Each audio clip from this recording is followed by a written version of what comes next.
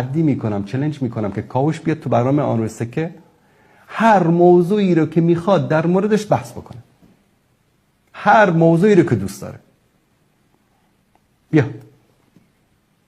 این شماره تماسمون دوستان برسانید براش، پیام بده، وقت بگذاره، هفته آینده یا هر تاریخی که میخواد، روزهای سه‌شنبه در آن روی سکه، من حاضرم باش بحث بکنم، در هر موضوعی هم که بخواد بحث بکنه، بدون هیچ شرایطی.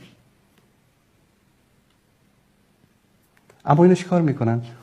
یک برنامه میگذارن، 4 تا مثل خودشون رو اونجا ادمین قرار دادن تا بفهمن که شما یک کمی چیزی میفهمید، شروع میکنن مسخره کردن، توهین کردن، اهانت کردن، از زیر ناف و بالای زانو صحبت کردن به پیامبر اسلام صلی الله علیه و مثلا بیاد شبهه میخواد مطرح بکنه. شبهه چی؟